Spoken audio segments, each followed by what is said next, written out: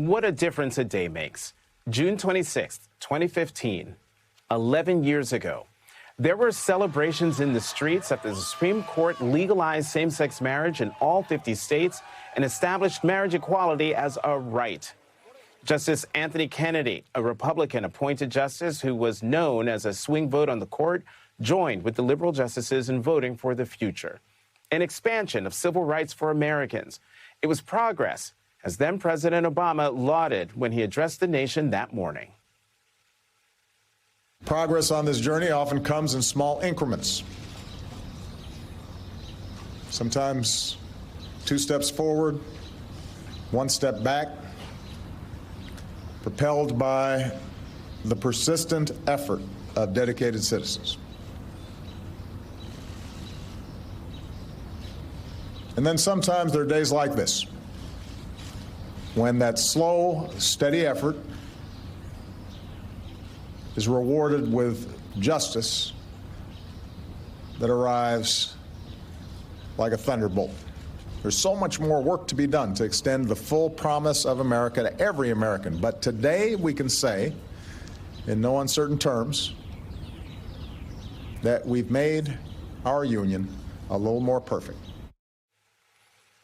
Now, you might not remember this, but right after that speech, President Obama boarded Air Force One for Charleston, South Carolina, where he delivered a remarkable eulogy at Mother Emanuel AME Church, remembering the 9 black churchgoers murdered by a white supremacist during a Bible study. Amazing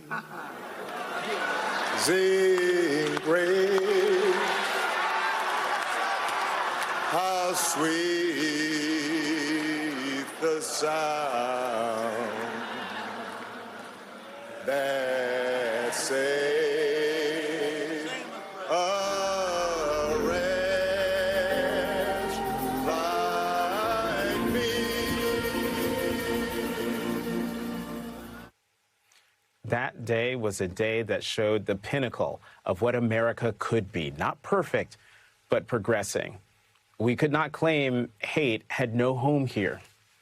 But we could believe the presidency and the judiciary were firmly on the side of progress. When Donald Trump won the presidency, we were shaken out of that delusion.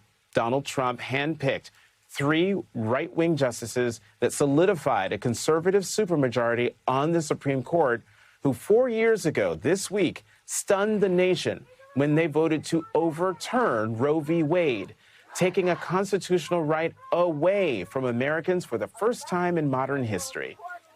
Since then, 20 states have either fully banned or severely restricted abortion access. But the right is not stopping there. Today, Donald Trump and his allies are still working to defund Planned Parenthood, which the organization says has resulted in the closure of more than 50 health centers. And now, some conservatives want to prosecute not just the doctors who perform abortions, but the women who seek them. The New York Times reports a group of more than 60 conservative influencers, anti-abortion leaders, and pastors signed a petition to remove the legal immunities that have protected women who get abortions from prosecution.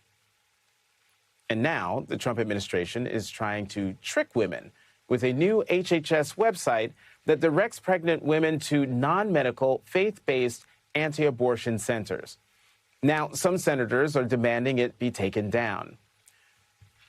This raises profound concerns about the health, safety, and privacy of people who access this government website at a time when women's health and reproductive rights face increasing attacks. Joining us now, Michelle Goodwin, constitutional law and global health professor at Georgetown Law School. She is the faculty director of the O'Neill Institute for National and Global Health Law at Georgetown. She is the author of Policing the Womb, Invisible Women and the Criminalization of Motherhood. Professor Goodwin, thank you for coming to The Last Word. What are your thoughts about the landscape of reproductive rights 4 years since Dobbs and the second year under a second term of Donald Trump? Well, it's tragic. It's a horrific landscape. It's a landscape in which there are women who have died after the Dobbs decision because they could not receive the health care that they otherwise would have pre-Dobbs. There are girls who've gone into elementary school now as mothers because they live in states with abortion bans that make no exceptions for rape or incest. In Louisiana alone, there have been several legislative hearings where doctors have pleaded with legislators saying that they have patients as young as 8 years old and pregnant due to rape, and should in fact be able to have those pregnancies terminated because of the risks to their lives.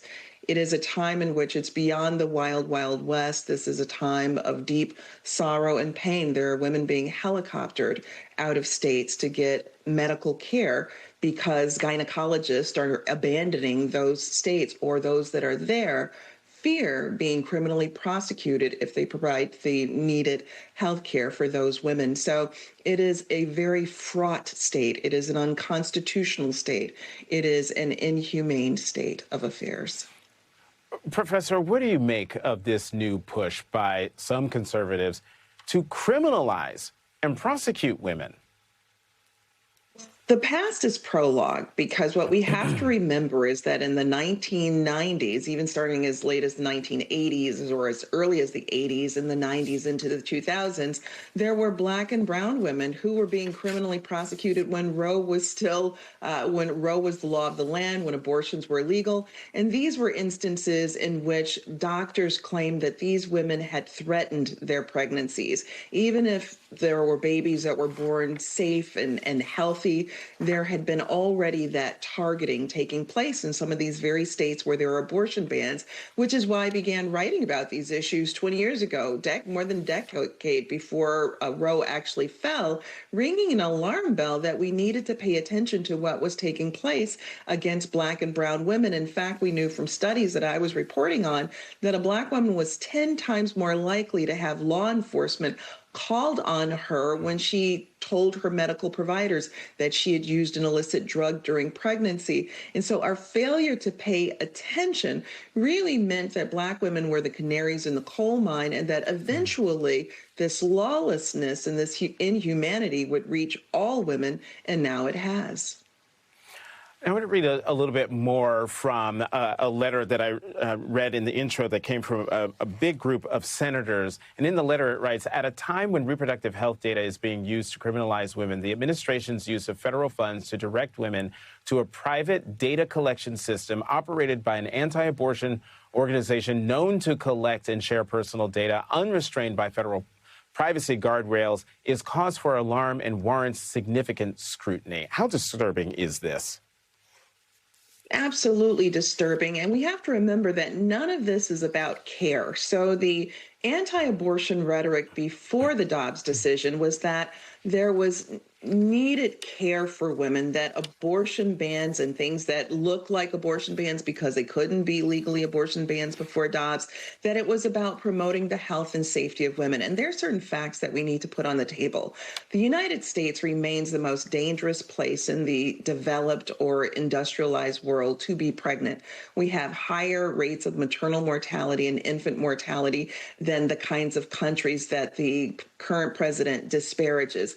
We rank somewhere around 58th in the world in terms of maternal health and safety. It is far more safe to give birth in countries that have been formerly war-torn than it is in places in the United States. Texas, which has really led an onslaught here, has for some time vacillated between then Louisiana and Mississippi as being the most dangerous place in all of the industrialized world to be pregnant. And I think it's important to recognize what this means historically, because there are those that say, well, this has been a Republican agenda for 50 years. Well, this has been a power agenda for 50 years. Roe itself, the decision was written by Justice Blackmun, who was put on the court by Richard Nixon. And that was a 7-2 decision where 5 of those 7 justices were Republican appointed. So let's be clear, what's happening here is not even the Republican Party. This is a power grab by people who care very little for constitutionalism, humanity, care very little for the health and safety of women, girls, and anyone who has the capacity for pregnancy. Professor Michele Goodwin, thank you very much for coming to The Last Word.